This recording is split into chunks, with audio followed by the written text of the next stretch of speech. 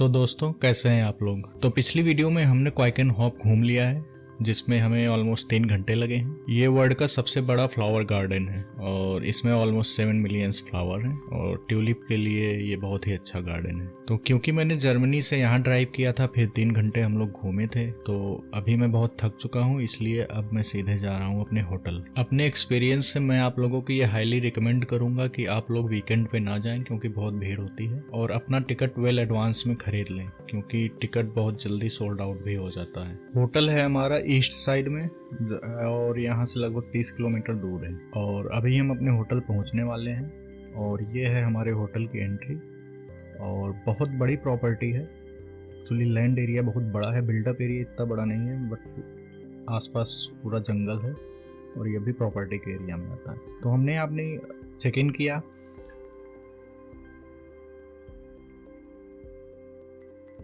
और अपनी car parking में लगाई और चले गए होटल में, खाए पिए और सो गए। नेक्स्ट डे हमने अपना होटल घूमा, आसपास जंगल घूमे और फिर हमें दिखा ब्रेकफास्ट रूम, और ब्रेकफास्ट रूम दिख जाए और हम अंदर ना जाएं ऐसा हो ही नहीं सकता। तो हमने यहाँ कॉफ़ी पी, खाना खाया और एक शेर दिखा। लोकल ट्यूलिप की लोकेशन के लिए मैंने अपने गूगल मैप पे सर्च किया हॉलैंड एरिया में, क्योंकि हर साल यहाँ अलग अलग फील्ड होते हैं और लोकेशन चेंज हो सकती है हल्की फुल्की। तो बेटर यही है कि आप पहले गूगल पे सर्च कर लें, तो ये आपको एक एरिया दिखा देगा कि कहाँ कहाँ पर ट्यूलिप फील्ड आपको दिख सकता है। ये हमें पहला ट्यूलिप फील्ड दिख चुका है, तो यहाँ हमने अपनी गाड़ी रोकी और इसका आनंद उठाया ट्यूलिप फील्ड का। आप लोग इस बात का ध्यान रखें कि बिल्कुल भी फील्ड की क्यारियों के बीच में ना घुसें, इसको बाहर से ही देखें। अगर आप इसको क्यारी के बीच में घुस के देखते हैं या खेत में घुस जाते हैं तो इस पे बहुत गंदा इफेक्ट पड़ता है ट्यूलिप का और किसानों को इसका नुकसान होता है। अब हम आगे निकल गए हैं और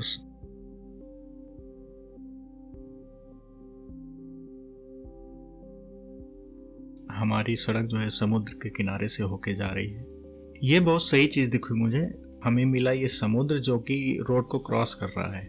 तो इन्होंने पूरे रोड का ही पुल बना दिया है। आप देख सकते हैं आगे कि ये पूरी रोड ही उठी हुई है, और जब नीचे से कोई जहाज वगैरह चली गई होगी उसके बाद अभी ये डोर धीरे धीरे नीचे जा रहा है।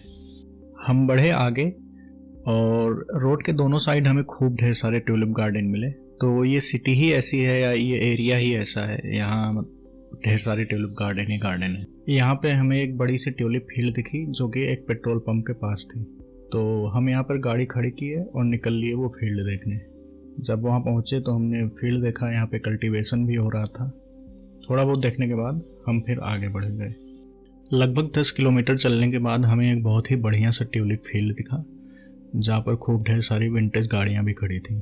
तो हमने भी अपनी गाड़ी यहीं पीछे खड़ी कर दी और चले हम ट्यूलिप फील्ड देखने। यहाँ पर कई प्रकार के ट्यूलिप लगे हुए हैं, कई कलर के ट्यूलिप लगे हुए हैं जो कि देखने में बहुत ही अच्छे लग रहे हैं। तो यहाँ पे हमने कुछ फ़ोटो ली और एंजॉय किया फील्ड को।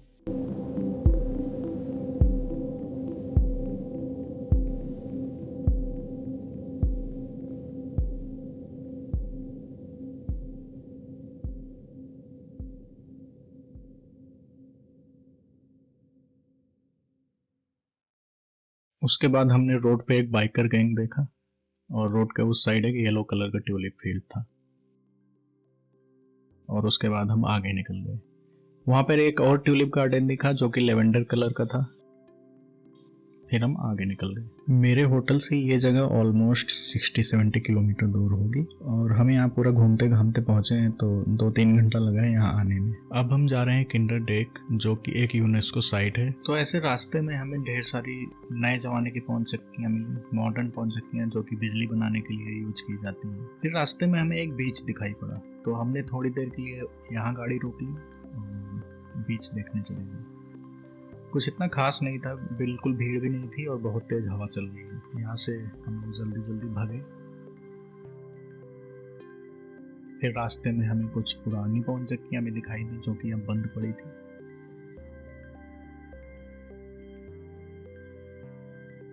ये एक चक्की चल रही है और अभी ऐसा लग रहा है कि हम किसी गांव में आ गए। अब हम पहुंच चुके हैं, तो पार्किंग के लिए बिल्कुल भी जगह नहीं मिल रही है। तो किसी तरह से मैंने पार्किंग ढूंढी, गाड़ी खड़ी किया, उसके बाद हम अंदर घूमने चले गए।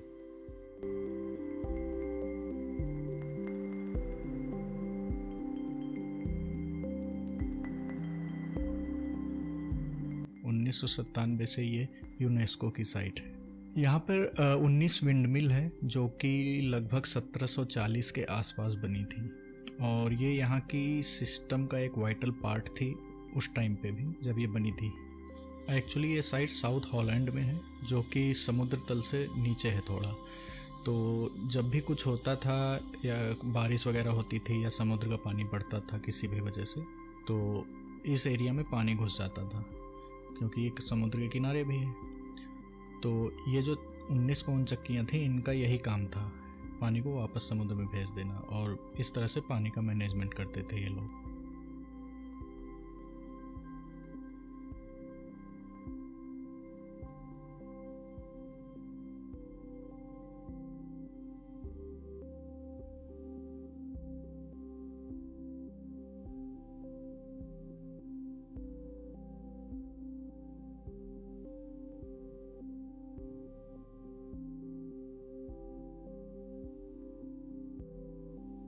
और दोस्तों, आज का दिन ख़त्म हुआ। अब हम लोग बहुत तेज़ी में जा रहे हैं अपने होटल, और हम लोग होटल पहुंच के खाना खा के सो गए।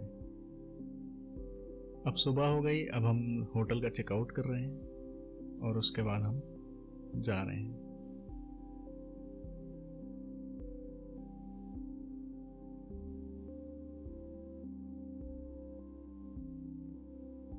अभी हम जर्मनी पहुंच गए, और मुझे यहाँ की रोडें बहुत पसंद है क्योंकि यहाँ कोई स्पीड लिमिट नहीं है।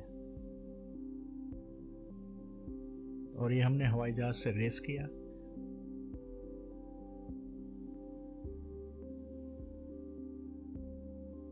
अपनी ड्राइविंग एंजॉय की और पहुंच गए अपने घर।